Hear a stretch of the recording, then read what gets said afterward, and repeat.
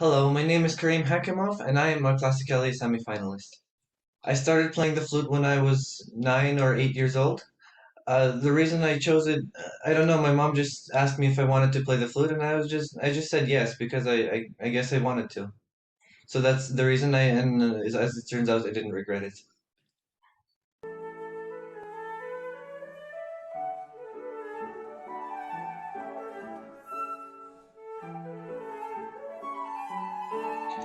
After the first COVID lockdown, we had about almost a year of online classes, and after that, we went back to in-person learning. And I realized during that time I haven't been working enough on my sound production, and it was just kind of, it wasn't obviously bad, but it wasn't great either. So when we went back to in-person classes, we started.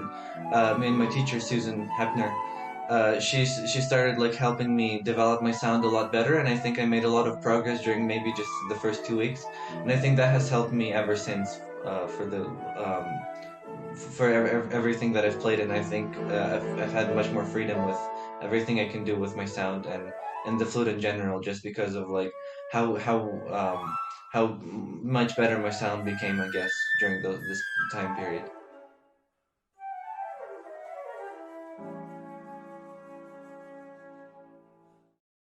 I love making music because it gives me a sense of satisfaction of having accomplished something that I've actually worked hard for.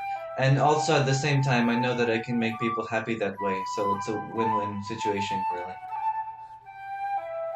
My biggest musical influence right now is Glenn Gould because I think he is one of the greatest, if not the greatest musician to have ever lived.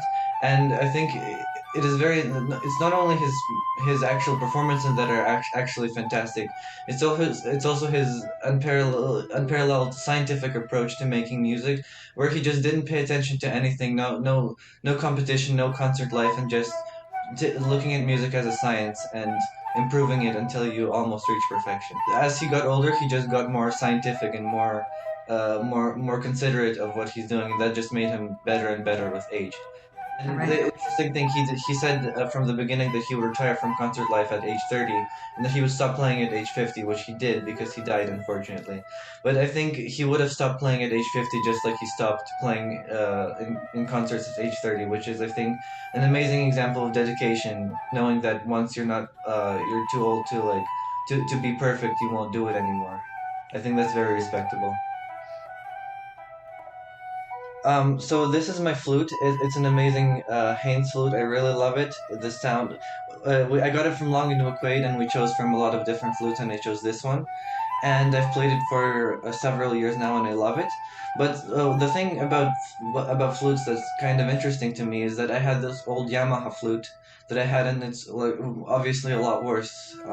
And you can hear the sound difference. But I decided to play it once just for fun to see how much of a difference it does make, and I realized that the improvement, the improvement in sound production and technique and everything that I've made have made much of a bigger difference in sound than having a better flute. So I realized how little difference a better instrument can actually make if you know how to have a good sound.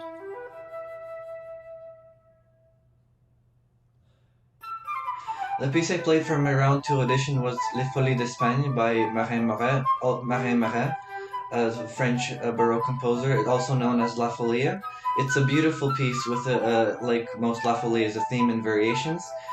And what I'm most proud of about having played this piece is, um, okay, one of the big aspects was the memorization because I had to memorize like 25 variations, and it was quite difficult, but that's not really the part that I enjoyed the most about performing this piece. It was generally just finding the balance between making it tasteful and also making it unique and musical, because Baroque music isn't as dry and old as people expect. It's a fantastic and fascinating genre of music that can have as much human expression as any other. And I think it was interesting trying to explore how I can achieve that through this kind of music.